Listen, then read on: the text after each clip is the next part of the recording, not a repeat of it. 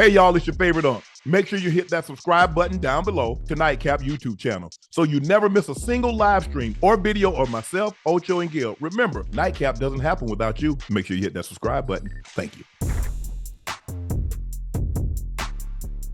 Kirk Cousins' position as the Atlanta Falcons starting quarterback for the foreseeable future has not changed after the team stunning first-round draft selection of Michael Penix Jr., according to new head coach Raheem Morris. Falcons selected Penix Jr. with the 8th overall pick on Thursday night. The choice sent shockwaves across the NFL since Atlanta had just signed Cousins to a free agent deal last month, 4-year contract worth up to $180 million, with $100 million of that guaranteed. At the Falcons' post-draft media availability Saturday, Morris nipped at any kind of quarterback controversy.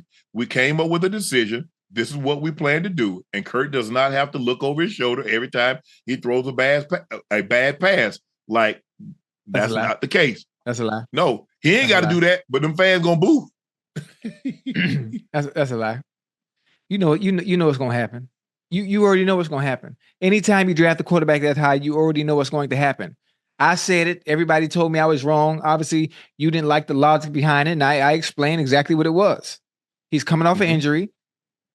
His tenure there is not going to be that long, maybe 1 or 2 years, and they're passing the torch on to Michael Penix Jr. That's exactly what it is. I mean, it's excuse me, I don't want to say it's common sense because it might not be common to certain people because they still are confused by the logic of the pick. Right. And I'm telling you what they're doing. Kirk Cousins is great. He's great. He's always great in the regular season. No, I'll give him good in the regular season. So we want some of that. We want some of that regular season magic and see what we can do. See if you can get to the playoffs. But what we have here, you got Drake London, you got Bijan Robinson, you got Kyle Pitts, and a very, very nice supporting cast that you can work with. Let's see what we can do. You got a year, maybe 2, and the torch is going to be passed on to Michael Penix Jr. Now, if you play bad this season, and the fans become unsettled, no matter what Mr. Raheem Morris says, I respect him to death, but you will be replaced. You will be replaced, and they will throw brother Penix to the Sharks. That's what I call it. When a rookie start, I call it throwing him to the Sharks. But you better know how to swim. Well, I don't know the record of Russ right now got the record $85 million. Can you imagine signing a quarterback to that kind of deal and cutting him after 1 year?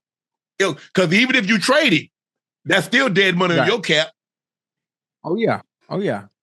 So it's gonna be very, very interesting. I think had you know what, Ocho, had they not paid, let's just say they gave him a 2-year deal. Let's just say they gave him a 2-year deal or 3-year deal because you want to prorate it out, and it was somewhere around $90 million. But the fact that they went 4 years at 180, and they gave him 50 at the time of signing. And they still got another 50 to give him. That's why people scratch their legs like, well, damn. Yeah. I mean, just listen. Again, we understand the quarterback situation across the league in general. There are many teams that don't have quarterbacks. So they had to jump at the opportunity for a quarterback that is phenomenal offensively in the regular season. Because if you look at what he's done in the playoffs, most people are like, well, what the hell did you do that for? I tell you what. Well, look at what he does during the season. That's why they did it. Not only did they do it, you had to overpay for it because of where the market is based on his resume throughout the past, even though he had no playoff win. Wait, he does have a playoff win, right? I think he got one. Yeah, if I'm not mistaken. Let me ask you this, Ocho. Playoff success. What kind of car Rail got? Maybach and a GLS SLS 500. Whatever the hell that shit is. Rail got a Maybach. Rail goes out and buys another Maybach and pays $2 million for it. Yeah. You go like, damn, babe, that's no, let's say a used Maybach, one that's like 5 years old. Right. She pays $2 million for it. And then next month, she goes out and buys another Maybach. What you gonna say?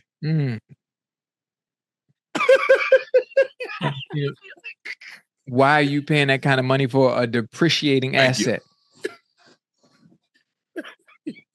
See, that's what people are saying. Kirk Cousins in his mid-30s, coming off an Achilles injury. Yeah. And it's not like you getting Tom Brady, a guy, or Patrick Mahomes, even if that's the top. But let's just say they're getting someone that has 5, 6 playoff wins. Okay, people might say, well, okay. But damn, they're like, hold on. Y'all paying this man like he Mahomes. Y'all paying this man like he Burrow, like he Peyton Manning or Tom Brady. Yeah. You know what's funny? He's not Brady, Burrow, or Manning, but look at his regular season numbers. Look at his regular season numbers. You're going to be like, what the, you know what? And that's where he's able to command and warrant the money that he got from the Falcons. See what they say? Even with no playoff success. You see what you said? Now, Dak put up them same kind of regular season numbers, and they kill him. Lamar Jackson win MVPs. He don't win in the postseason. They kill him.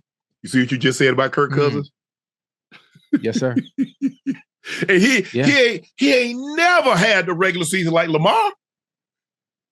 And Paul Lamar, he can't win. Huh? Kirk Cousins ain't even thought about going to a championship game. Yeah. It's funny with the media. I'm obviously fans too as well. Why is Dak and Lamar held at a different standard when it comes to playoff success as opposed to Kirk? Stop it. You know why. You better stop playing. You better stop playing. We ain't got to answer that. Okay. I'm curious. They complaining about the money they gave Dak and talking about, well, he got. For me, I look at a loss as a loss. I mean, whether you lose by one or you lose by Dak hadn't played his last playoff game. They lost what? Twice to San Francisco, and they lost and they lost in the fashion in which they lost, especially against Green Bay. Yeah. But y'all make it seem like Kirk Cousins going to the NFC Championship game. He has not. Right. He has not. So at the end of the day, expectation should be the same. When I pay a guy that kind of money, I'm expecting him I'm expecting the results to come along with that. Because what you said is absolutely true. And that's the problem with all the quarterbacks that I mentioned, Lamar, Dak, and Kirk and Cousins. In the regular season, we see the numbers that they put up. But we didn't see Lamar go get that 300-yard passing game and a 100-yard rush game. We didn't see Dak throw for 400 until it was late in the ball game, because at the start of the fourth quarter, he had 73 yards. And we see Cousins them. So that's why people be on him. They're like, bro, I just saw you throw for 400 yards. I just saw you do this. I saw you do that. Where is that Cousins? Where is that Lamar? Where is that Dak? Whereas we've seen Mahomes throw for 400 yards, but says, you know what? This isn't the type of game that I'm going to throw for 400. And then go boom, boom, boom, boom, throws for 180, 190 with 3-4 touchdowns. Right. The thing is that the really great quarterbacks understand early in the game what the game is going to call for. This game is going to call for me to be a game manager, Ocho. I can't turn the ball over. And I'm not going to have gaudy numbers at the end. Look at Mahomes' his last two Super Bowls. But this one went into overtime. So he had a little bit more. Right. But if you go back and look at the game against Eagles, he had less than 200 yards. But every possession in the second half mattered. Touchdown, field goal, we win. And that's what they expect from Cousins, and Lamar. You know what that was, right? He was a game manager. He was a game manager, and for some reason that word, that phrase, that analogy, it's taking on a negative connotation. Moniker is frowned upon by the quarterbacks when it's really not a bad thing. The greatest game manager has been Tom Brady, because Tom Brady within a couple of series he understands what type of game he needs to play in order to win. Yeah. I'm gonna have to outgun. Okay. Oh man, these defenses. Oh no, we cannot turn the ball over. No pick sixes, no skip scooping scores. No, nothing. Yeah. You got to pick and choose when to be a gunslinger and when to be a game manager.